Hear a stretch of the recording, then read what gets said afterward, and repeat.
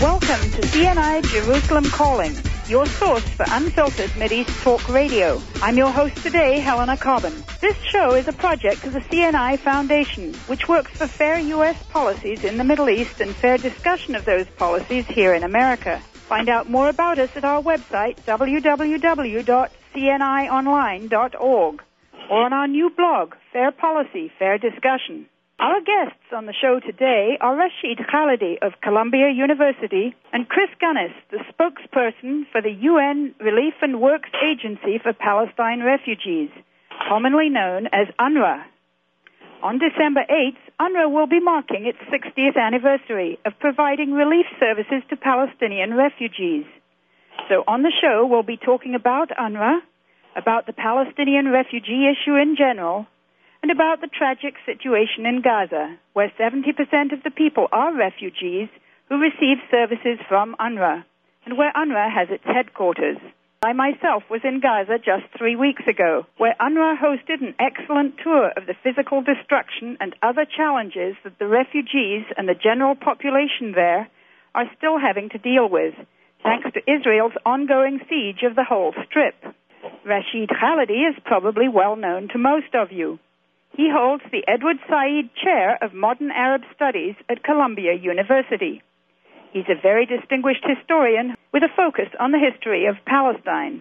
His latest book is Sowing Crisis, American Dominance and the Cold War in the Middle East, published by Beacon Press earlier this year. Rashid is himself a Palestinian refugee, born in New York, but the Khalidis are a very ancient family from Jerusalem. I first met Rashid and became aware of his brilliance when we were both students together at Oxford. Our other guest, Chris Gunness, is also an Oxford grad. He was born in Trinidad. After graduating, Chris spent 13 years working for various parts of the BBC, and then in 2006 he signed on to work as spokesperson for UNRWA in Jerusalem, which I am sure has been challenging, but always very important work. Welcome to the show, both of you. Thank you very much indeed. Thank you. We're delighted to have both of you with us. Let's move straight on in and focus on UNRWA and the upcoming 60th anniversary of the agency's work. I want to turn to you, Chris, and ask you to sum up UNRWA's main achievements and what the 60th anniversary means to UNRWA's leaders, staff, and the 4.6 million Palestinian refugees whom it serves. UNRWA is not a boastful agency, but looking back at our history, I have to say I do so with some pride. By the end of the 50s, we had achieved gender equality in our schools, for example, which was quite an achievement considering the state of gender equality in many middle parts of the Middle East today. Universal inoculation, infant mortality rates in the areas where we work among our refugees drastically reduced. We opened the first women's training centre in Ramallah, the first in the Middle East, which has produced thousands of excellent women for the job markets across the Middle East. Today we stand for more than just human development. We have stood by the Palestinian people through thick and thin, through decades of turmoil. When there is a relative calm, we can get on with our human development work, but when, as we saw in the so-called cast-led operation in Gaza nearly a year ago, UNRWA did not withdraw, as some parts of the United Nations did, for example, from Central Africa in the mid-90s. We stood side by side with the Palestinian people in Gaza, 10,000 of our staff working under fire to bring food assistance to tens of thousands of people and primary health care to the sick, the dying, the desperate, the wounded. And of course, over 60,000 people during the conflict took refuge in our mainly schools, but other of our installations. And we continued throughout the 22-day onslaught against the Gaza Strip to provide humanitarian assistance. And I think that is a record that UNRWA is very proud of. The other part of your question of what it means is something very sad. The Palestinians have been dispossessed, they've been stateless, they've been in exile 60 years. But one of the things that UNRWA can say is you can put them behind barriers, you can build walls around their territory, you can steal their land, you can disperse them, you can dispossess them, you can render them stateless.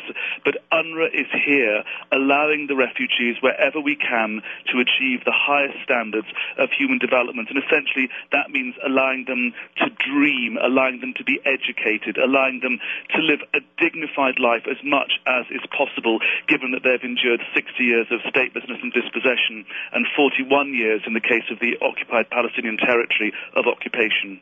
You've had quite a lot of challenges to deal with, obviously. Rashid, we've heard a little bit about the humanitarian dimensions of the Palestinian refugee question. Do you think it's just a humanitarian issue, or is it also a political issue? It's more of a political issue than it is a humanitarian issue. There are acute humanitarian crises in places like Nahr al-Barid camp in northern Lebanon, where over 20,000 people's homes were destroyed in the Lebanese army campaign against an Islamist group that took refuge, mainly non-Palestinians who took refuge in the camp. And indeed, I was just hearing yesterday from Andrew Whitley, who also works for UNRWA here in the United States, that there are still 11,000 pieces of unexploded ordnance in Nahr al-Barid camp. I mean, nobody knows about that here in the States. No, and the reconstruction has just begun, which means that people are about to spend another winter out of their homes. And more people may know about Gaza, where there's a critical human rights tragedy and a humanitarian tragedy. I'm sure we'll hear more about that. It is a situation of crisis proportions. The broader framing of it, though, is what I would argue is more important, and that is the fact that you have a population, many of whom are actually no longer deprived. Most Palestinian refugees don't live in camps anymore. Most Palestinian refugees are no longer dependent on UNRWA. A proportion of them are, especially in the Gaza Strip. That brings us to an interesting question, actually.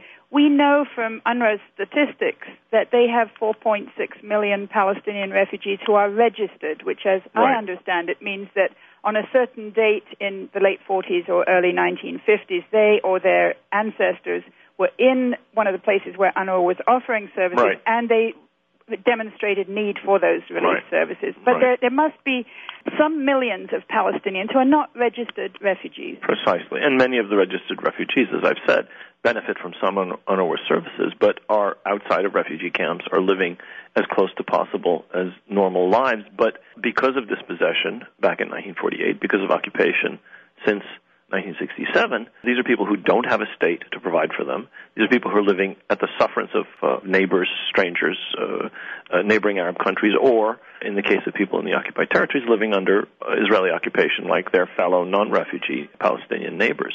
This is essentially a political problem. Keeping these people in this situation, which some propagandists accuse the Arab governments of doing, is in fact a result of the failure of all concerned to resolve the crises that resulted from the establishment of Israel, the displacement of close to 750,000 Palestinians, and the other crisis that resulted from the occupation of the West Bank and the Gaza Strip and other territories in 1967. I'm sorry if I might just interrupt, Rashid, but I entirely endorse and agree with what he says. But I would go further and say that it's not just a political crisis, it's a political crisis of choice.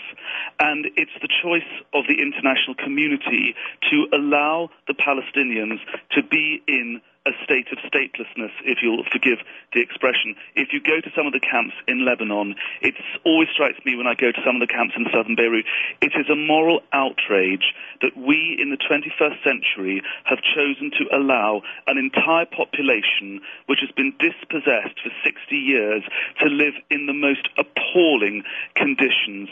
UNRWA is there to try to mitigate the effects of this dispossession, and as Rashid quite rightly said, it's actually 1.4 million of 4.6 million refugees who live in camps. In other words, just about a third of the refugees live in camps. UNRWA does everything it can to try and empower the refugees to live normal lives, but in places like Lebanon, where they're barred from dozens of professions, in places like the West Bank, where a wall is built around them, in places like Gaza, where they are blockaded behind a fence and living in the most inhumane circumstances, it is extremely difficult to give the Palestine refugees that sense of dignity and normality. But make no mistake, it is the choice of all policymakers involved in this region to allow this situation to pertain 6 decades on. And that is one of the awful pieces of symbolism and iconography that UNRWA's 60th birthday represents. So it's kind of a mixed bag on whether it's good news or bad news. The human development kind of news that you gave us, Chris, is obviously good news because many refugees have been through your excellent school system, have gone on, gotten jobs in the Gulf area or in Europe or in the United States and really developed their human capabilities, but they remain people whose basic political rights have been denied. That's right, and we always say, to our great regret, that humanitarian assistance without a meaningful political framework is not something which ultimately does not meet the aspirations and the needs of these people. It's something which leads to a certain frustration. You know, in Gaza, we're educating people to go onto a job market where there is 44% unemployment. In Lebanon, we are giving people... You know, I have to break in here and just prepare for the station break. We've had a little discussion of whether the Palestine refugee question is primarily a humanitarian or a political issue, and we probably haven't finished that discussion. Rashid, how do you think that Palestinian refugees themselves can be included in the conflict termination effort? Well, I think it's absolutely essential that, first of all, there be a realization that this is not a problem that started in 1967. The occupation of 1967 and resolving all of the terrible problems that followed on that, such as the establishment of settlements on stolen Palestinian land, all of the restrictions that have been imposed on Palestinians in the Gaza Strip and the West Bank, is part of the problem. The other part of the problem goes back to 1948, and addressing that core issue in the conflict, which means the refugee problem and problems of property and problems of recognition of the harm done to the Palestinians, necessitates bringing in representatives of the refugees. And by that, you have to mean political representation of the refugees, and ideally a process whereby their views are actually taken into account in a democratic and organized fashion. So much of what goes on focuses on the problems created in 1967, the problems that followed on the occupation of the West Bank, the Gaza Strip, and Arab East Jerusalem. It's often forgotten that there's a larger original problem that goes back to 1948. The last thing I would say, it is absolutely crucial that nobody makes the mistake of thinking that the Palestinian Authority, established as a result of the Oslo Accords, and which in a very narrow sense can be seen to represent the Palestinians of the occupied territories, speaks for all Palestinians. Most Palestinians don't live inside Palestine anymore. Perhaps half, we don't really know the exact numbers, but perhaps half, perhaps more, live in neighboring Arab countries or elsewhere. They are Palestinians too. They were deprived of their lands and their right to live in their country in 1948, and they have an absolute right to be consulted and to have their views taken into account in any peaceful, just, final resolution of this conflict. And can I say that is a crucially important point, because the negotiations post-Oslo, Annapolis and others have concentrated on the evils of the occupation and the problems of the occupation and the rockets and questions of resistance of occupation. But as Rashid said, the actual root cause of this is the dispossession of 1948. And what I would say is that there has not been a successful attempt to resolve a conflict, let us say since the end of the Cold War, that did not begin with a recognition of the harm that was done to victims, an acknowledgement of their loss, and an attempt at least to address those losses and those injustices, which is why we in UNRWA say always, let's not make the refugee issue phase 3 of the roadmap or forced back away from the present negotiations.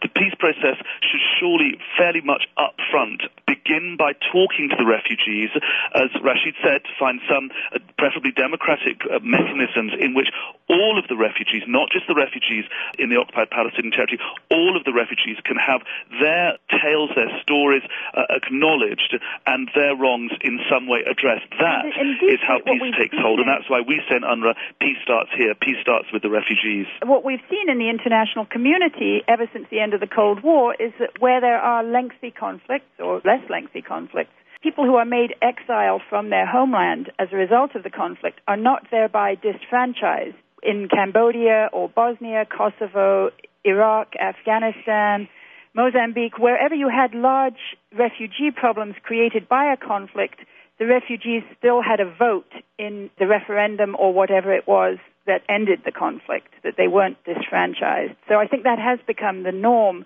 in international relations. I want to turn to the question of Gaza, because I was there, and it was shocking. I follow these things so closely, but there's really no substitute for going to Gaza and going, as I did on that tour that the UNRWA drivers hosted and organized around the northern area of the Strip.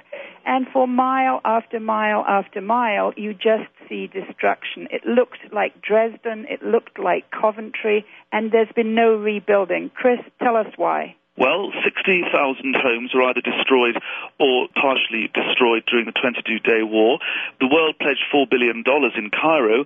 UNRWA has a rehabilitation plan of $371 million, which is very generously funded, and at the moment Israel will not allow concrete or building materials into the Gaza Strip. So what's happening is it's coming, cement, for example, 5 times more expensive through the tunnels with the Egyptian border, and of course, guess who that is strengthening? One example given by John Ging, the Gaza director, my colleague in Gaza, the other day to a group of British parliamentarians, is that Hamas have been able to build a watchtower next to an UNRWA school. The watchtower has been built with fresh cement that's been brought in through the tunnels, but in the UNRWA school, where we are teaching human rights, where we're teaching about the peaceful resolution of conflict, we've not been able to rebuild and repair those schools, and that, I think, is a really, really tragic illustration, the juxtaposition of what building materials are being used for. And the fact is that nearly a year after this conflict, not a single bit of rehabilitation, repair and reconstruction has been able to be carried out by the United Nations because there is a blockade, and it's very clear to us who this blockade is strengthening. I heard when I was there that 43,000 babies were born in Gaza between January and the end of October. Where are they living? Where are their mothers living? How can people get shelter? You must never underestimate, and having been to Gaza, I'm sure you wouldn't, the coping mechanisms of the Palestinians who live in Gaza. They are extraordinarily inventive and creative people. What we tend to see in the summer months, we saw people living in tents during the day outside their houses, but moving into their houses by night. But people are simply living in structures which are dangerous, which are in a state of ill repair, which are frankly unhealthy. There is a public health crisis looming in Gaza. Children are going to double-shifted schools, for example. Most of our schools in Gaza are 2 different schools in the same building. The headmistresses and the headmasters have the same office, but they just move all their papers in and out. That's the case because we've been unable to get building materials into the Strip. So, in that atmosphere of destitution and desperation, it is only the extremists that benefit. That is why we say, let us open up the crossings in accordance with international agreements, and can we please allow the people of Gaza to live in the state of dignity which they quite obviously deserve. It's what you'd expect for any population, any people, anywhere in the world. As far as I'm aware, it's the first time in human history that an occupied people has been subjected to one of the worst embargoes in the history of trade relations. There are supposed to be protections under international law for the residents of occupied territories. On this occasion, protections seem to have been violated and seem to have failed the 1.5 million people of Gaza in a very tragic way. What can we do here, especially in the United States, to change this situation? I think you have to make yourselves aware of what's happening. As you quite rightly said, going to Gaza is one important thing to do. Of course, not everyone in the States can do that. But read about Gaza, find out about Gaza, think about Gaza, think of whether it is in America's interest and in the interest also of Israel, America's major ally in this region, to have 1.5 million desperate people on the doorstep of Israel. How can that possibly be in America's interest? How can it possibly be in the security interests of Israel? Petition your Congress people, talk to the policymakers, allow debate, allow feelings to reach the upper echelons of government, because of what we're seeing in Gaza is the isolation, the political isolation, the physical isolation, the humanitarian isolation of an entire people, and this is the direct result of policies which can change, and they can change with the involvement of everyone listening to this program. It can change, it isn't hopeless. At the moment also, UNRWA has a funding crisis. Our biennial budget for the next 2 years is $1.2 billion. For next year alone, we have a shortfall of over $54 million. That means that the human development work we do is in risk of being severely curtailed. Again, that is something that can be done for Gaza. The human development work that UNRWA is doing has to be properly financially supported. Rashid, any quick ideas on how we can lift the siege of Gaza? I think the problem does reside here, because if the United States were to vigorously make it clear that this is a violation of international humanitarian law and a violation of Israel's obligations under the Fourth Geneva Convention, and if the same kind of pressure were incidentally also exerted on Egypt, which is partially guilty for these violations, since Egypt has a crossing that it could open much more than it does, then I think this problem would be resolved. It is Israel that is inflicting this horrific situation on 1.5 million innocent people, but it is the United States, Egypt, the EU, and others who enable this atrocity, in my view. just a moment. And don't forget that over half the population of Gaza are children. I want to come back to you, Rashid, and probe a little bit more about the U.S. political aspect of both the Gaza crisis and the broader crisis for the Palestinians. Do you see President Obama as having delivered on the promises he made earlier this year? Definitely not. I think he's been an enormous disappointment to anyone who expected that the rhetoric of the first months of the administration would be followed by a real change in the American approach. I think that the failed paradigm, which has dominated American thinking about this for the past 2 decades, since before the Madrid process began, is still firmly in place. It has thoroughly and resoundingly failed. The United States has exacerbated the conflict over the past 20 years. Things are infinitely worse than when Secretary Baker convened the Madrid Peace Conference in 1991. Infinitely worse on the ground in every respect. And I'm not saying that's entirely the fault of the United States, but the paradigm that was used to resolve this conflict clearly is deeply, profoundly, I would argue, fatally flawed. And I don't think the administration has done anything terribly different. The fact that some of the architects of failure, people like Dennis Ross, are still in high positions is an indication of this. So however much of a different vision the president may or may not have had, I don't think that vision has changed anything on the ground. Indeed, the deterioration continues. The situation among the Palestinians of division of 2 failed political movements, Fatah and Hamas, neither of which I think has put forward a convincing plan for changing the status quo, a division that I would argue has been exacerbated by American policy. Well, I think that's fairly evident that it was exacerbated. Yeah. I mean, they were funding the Dahlan group to undertake a coup against the democratically elected government in Gaza, for example. Precisely. And there's much other evidence of that. Almost at every juncture that a mediator, the Saudis or others, the prisoners themselves, Palestinian prisoners in Israeli jails, would come up with a plan whereby the Palestinians would get their act together and unify their ranks and come together around a consensus. It was largely American policy that opposed any kind of united Palestinian government and that relied on a Ramallah first, Palestinian Authority-based approach that ignored the elected government and then later on ignored that fraction of Palestinians, that large fraction of Palestinians who support Hamas.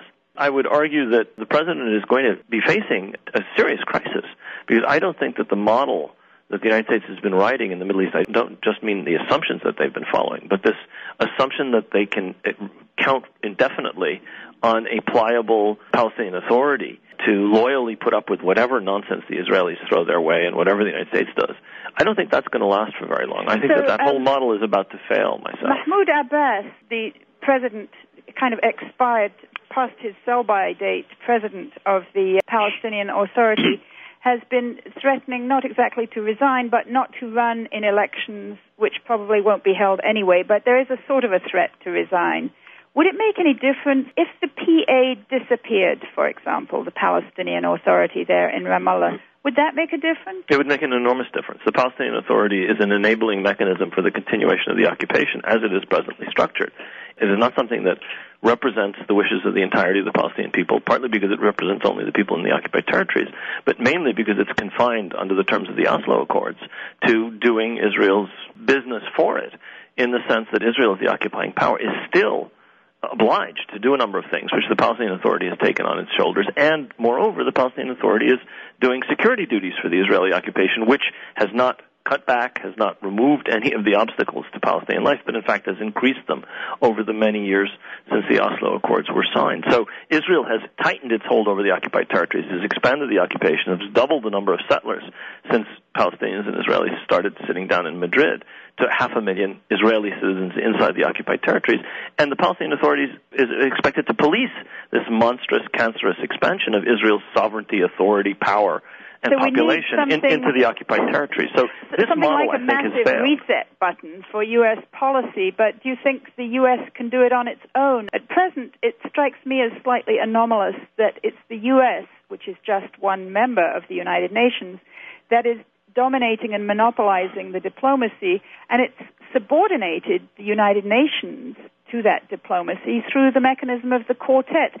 Is that a viable model, Chris or Rashid, that the UN should be subordinated to Washington? Let me briefly jump in before Chris. I would say that, firstly, the United States has done this because of the failures of the Palestinians themselves to get their act together, and because of some Palestinian leaders, in Ramallah in particular, the Palestinian Authority, to allow the United States to get away with murder, in effect. And secondly, because of the passivity of Russia, the Europeans, and others, which lead to a situation where the United States dominates, towers over not just the United Nations and not just Middle East diplomacy, but many other areas in the Middle East. I think this is the fault of many other actors, starting, I would argue, with the Palestinians and the Arab states, but also the Europeans and the Russians, who are part, supposedly, of the quartet, but completely silent partners as far as one can see. How about the UN role?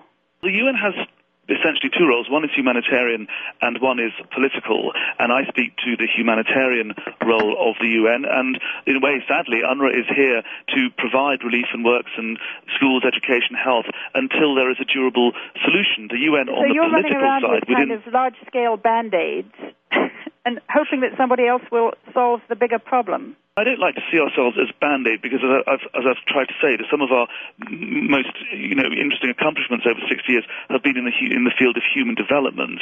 And talk to Palestine refugees, many of them will tell you that UNRWA is far more.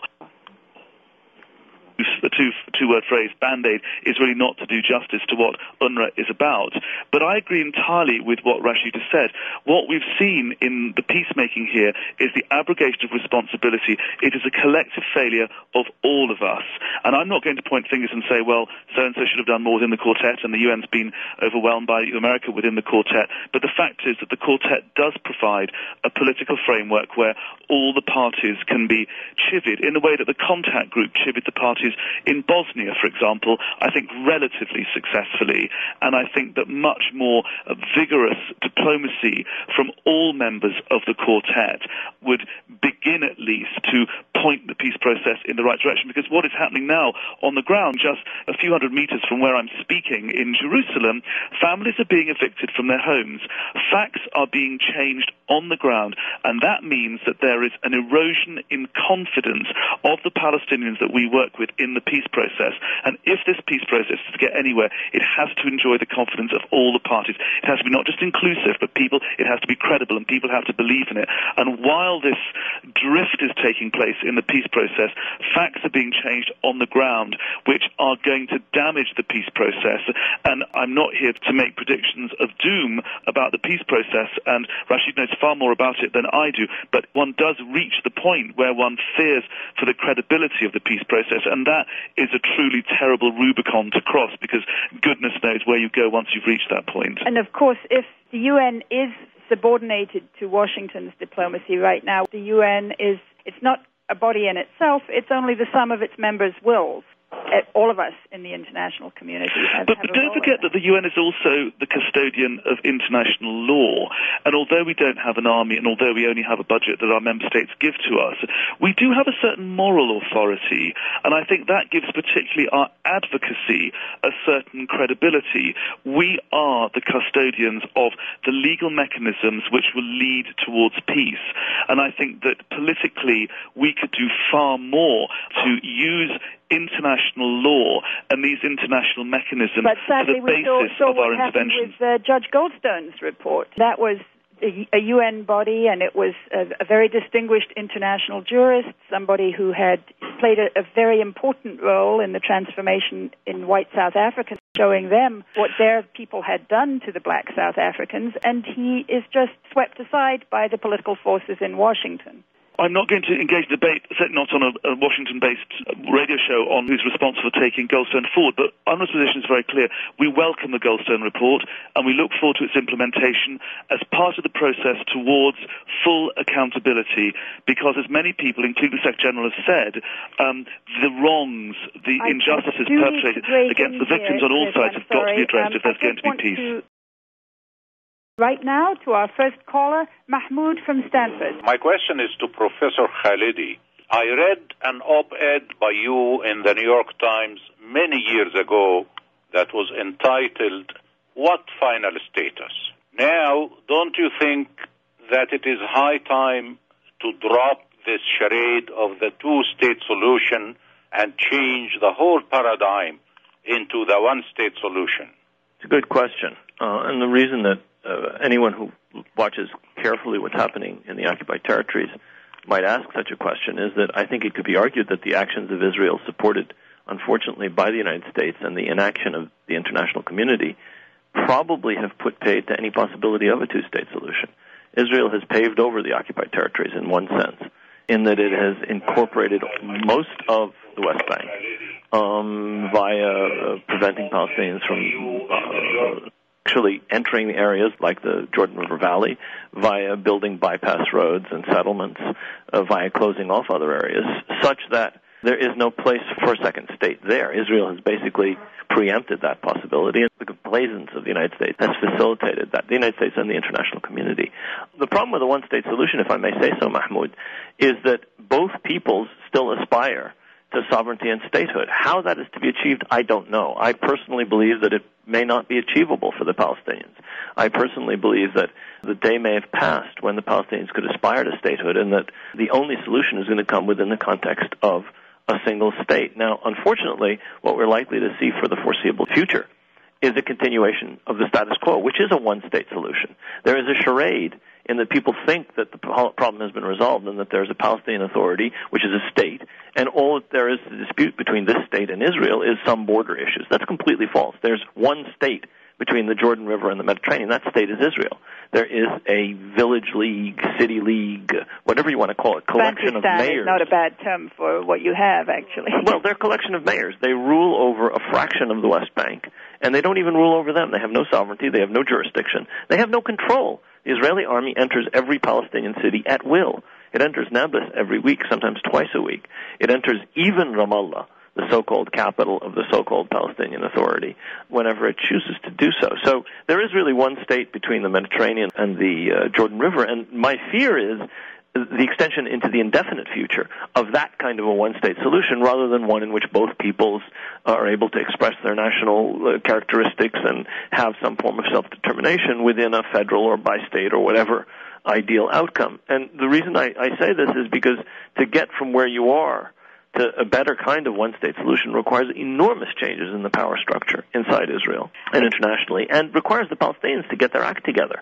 The weakness and division that characterize Palestinian politics is unprecedented, in my view, over the past 60 years. You have to go back to the post-1948 situation of desolation to see the Palestinian national movement in such a weak position. And that's one reason that things are so bad, because the Palestinians have failed to get their act together. And you can blame many other actors for exacerbating that situation, but I think you have to blame the failed leaderships of Fatah and Hamas in the first instance for that. Rashid, I do think that it's not unprecedented in world political terms that you have such divisions. If you look at the terrible internecine strife between the Inkatha Freedom Party and the African National Congress in South Africa, especially in that whole period when they were resolving the big democratic challenge in South Africa, there were thousands, tens of thousands of blacks being killed. So, there is some hope that wise leadership can emerge. Of course, we don't have the Oliver Tambos and the Nelson Mandelas yet in the Palestinian movement. I'd like to ask Chris, you live and work in Jerusalem. What are you seeing in terms of the territorial basis for the two-state solution getting paved over and completely disappearing? Look at what's happening in East Jerusalem. You are seeing settlers being moved in following court decisions into homes which have been owned by Palestine refugee families for over 50 years. And if you look at the 8 forthcoming court cases, and if you make the inductive generalization and say that they're likely to be successful, then you can see a pattern emerging whereby a kind of crescent is being created around Jerusalem, which would effectively make it very difficult to call this, it wouldn't be Palestinian land, it wouldn't have a Palestinian flavor anymore. And what we're seeing in East Jerusalem is the destruction of the sort of Palestinian nature, such that it was under occupation anyway. And certainly the fact, there are house demolitions going on in Jerusalem, and the Israelis are getting away with this. There's really no real sense of international engagement with this issue. The same is true of the eviction. So if you look at what's happening in Jerusalem, and Jerusalem is so crucially important to the future of any peace, it's very hard to have any optimism about what's happening here. But I wanted to ask Rashid one quick question following on from what your questioner asked, and that is, Rashid, do you think that if we see moves towards a one-state solution, one should be more optimistic or less optimistic about the respect for Palestinian rights, particularly the rights of the refugees and the most disadvantaged, who are the people we tend to serve? I think that any solution, if it's going to be lasting, has to be just. And if it's going to be a just solution, it has to take into consideration the fact that a majority of Palestinians in 1948 lost their property, were booted out of their homes, and in most cases became refugees in other countries. That situation has to be reversed. Those people have to be enabled to return to Palestine, where possible, to their own homes if they exist. They have to be compensated for the harm done to them. They deserve, at the very least, a sense that there is an international acceptance that a wrong has been done to them. One of the worst things that's happened... Sorry, just let me finish, Chris. Sure. One of the worst things that's happened is that salt has been rubbed into their wounds because they're told not only nothing happened to you by the Israelis and by many Americans, but they're told it's all your fault. So the victim is being blamed. I agree entirely, and I entirely agree that we have to acknowledge and address the injustices of the victims. But the reason I ask the question is because a lot of people present this movement, as I think was implied in the tone of the question, that somehow a move towards a one-state solution would be a good negotiating ploy or a strategic ploy for the Palestinians. It would put Israel on the back foot. It might not be such a bad thing for the Palestinians. And I only hear this argument really from sort of middle-class intellectual Palestinians, and I do wonder what the very poorest and the most disadvantaged of the Palestinians would make of this, because I generally wonder whether, as a negotiating ploy, that's something which is increasingly in the wind. But if what you're concerned about, which UNRWA is the protection of the rights of Palestine refugees, of all social, political, cultural rights, is this movement towards one state a good thing? Chris and Rashid, it's been such a great conversation. We should have obviously had 2 hours here rather than just one hour. You've been listening to CNI Jerusalem Calling. I've been talking with Rashid Khalidi and Chris Gunness. It's been an excellent conversation. I really want to thank both of you for the time you've given us here. Thank you very much indeed. Thank you very much indeed. Thank you very much indeed. Thank you very much indeed. Thank you very